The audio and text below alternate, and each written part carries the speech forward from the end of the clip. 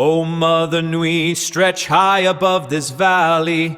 Your starry body is our glory.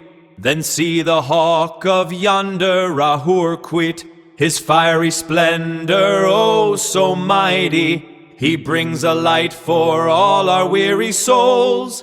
He makes the broken spirit whole.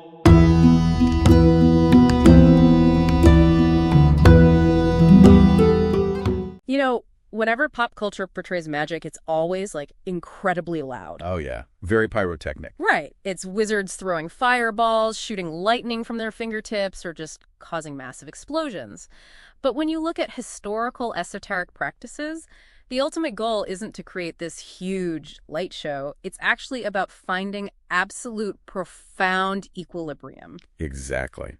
So, welcome to today's deep dive. We've got a really fascinating stack of sources today, ranging from original 19th century Golden Dawn manuscripts to, well, some modern esoteric commentary. And they all focus on this highly complex practice called the ritual of the Rose Cross. Right. And our mission today is to demystify this ritual and discover why it's essentially an ancient blueprint for profound psychological cloaking.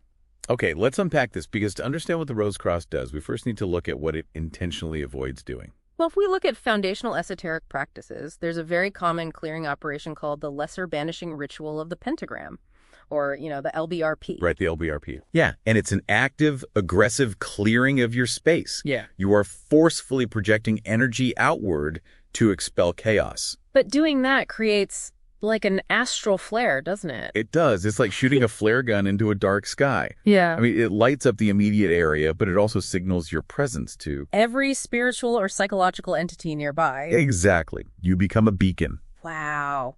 So if the LBRP is like setting off a blaring security alarm to scare intruders away, the Rose Cross is trying to achieve something entirely different. Entirely different. It's more like slipping on a camouflage cloak and, I don't know, a pair of noise-canceling headphones. That is the exact mechanism at play.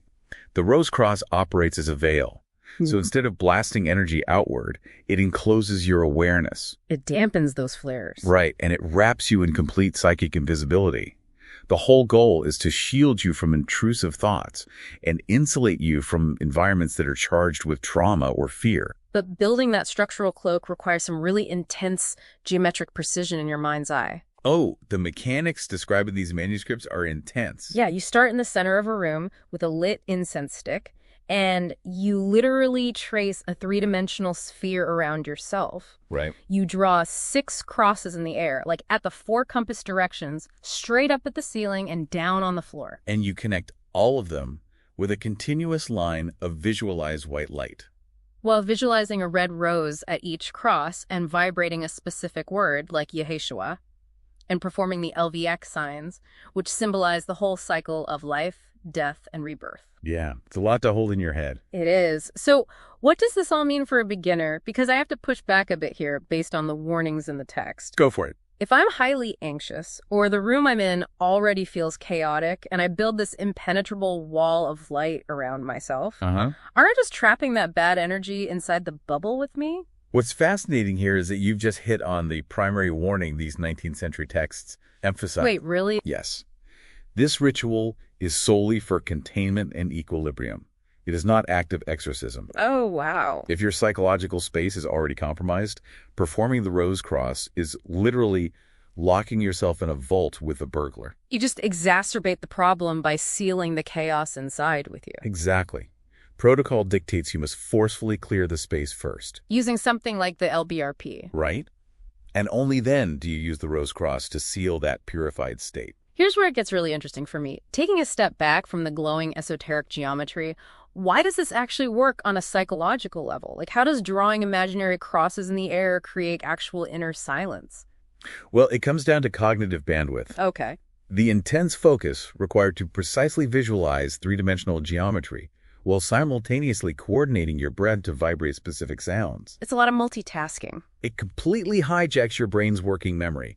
It literally leaves zero mental capacity for anxiety or intrusive thoughts to process. You are forcefully withdrawing your mind from mundane worries. Yes, and anchoring it to a highly structured, self-generated reality.